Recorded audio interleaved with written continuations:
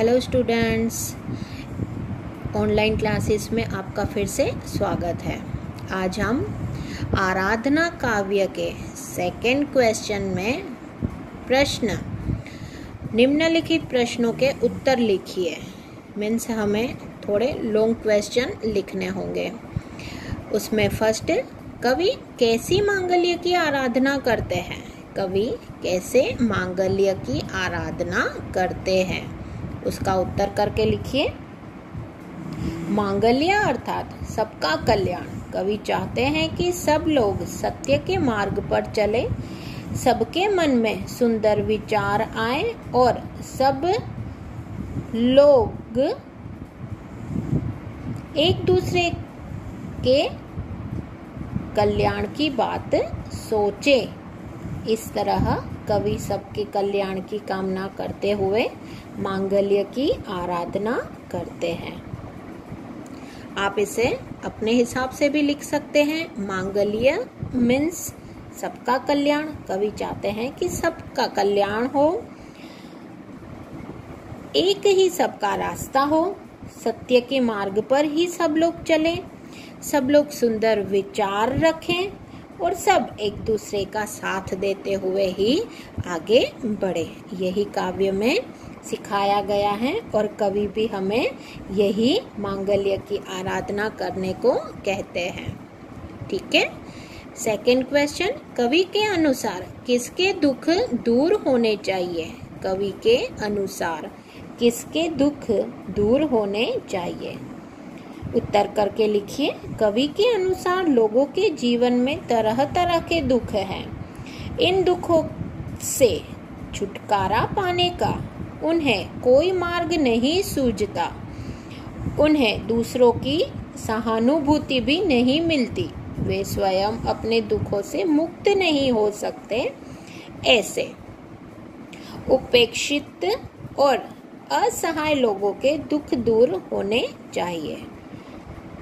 कवि इसमें कहते हैं कि लोगों के जीवन में तरह तरह के मीन्स अलग अलग दुख होते हैं। उन दुखों से हमें कभी कोई उभारता नहीं है। हमेशा हर एक से सहानुभूति नहीं मिलती। हमें अपना रास्ता स्वयं ही तय कर आगे बढ़ना होगा। इसी तरह से दुख दूर होंगे और आगे भी बढ़ पाएंगे। दुखों से मुक्ति हो सकेगी और लोग एक दूसरे को सहायता देंगे और उनके दुख भी दूर हो सकेंगे। इस तरह से भी आप अपने शब्दों में भी इसका उत्तर लिख सकते हैं। थर्ड क्वेश्चन, कवि की क्या अभ्यर्थना है? कवि की क्या अभ्यर्थना है? इसमें लिखो।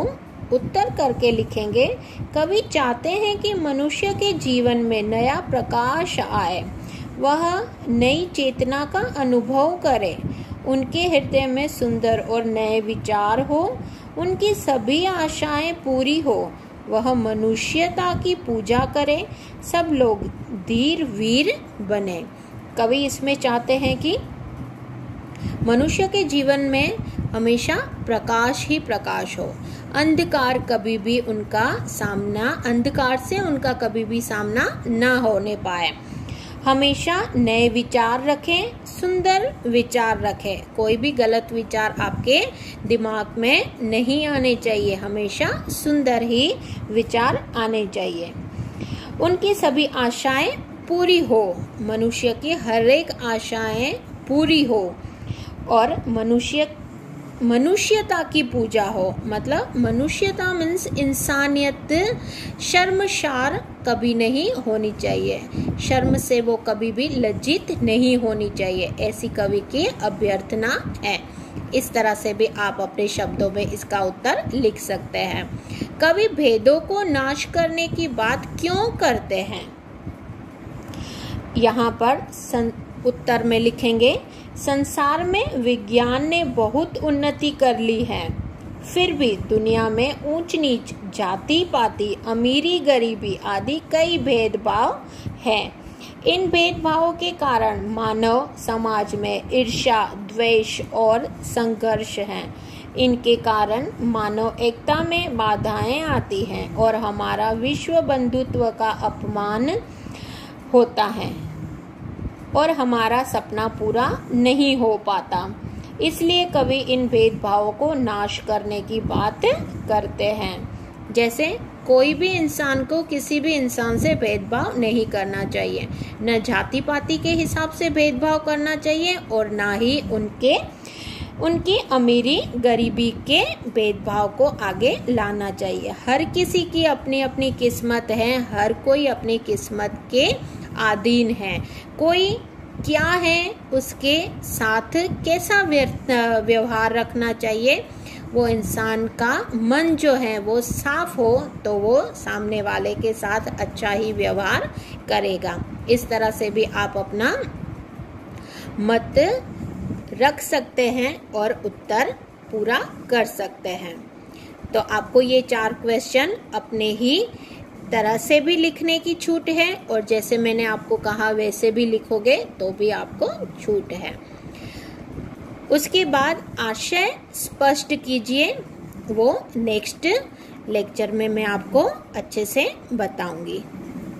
थैंक यू विद्यार्थी मित्रों।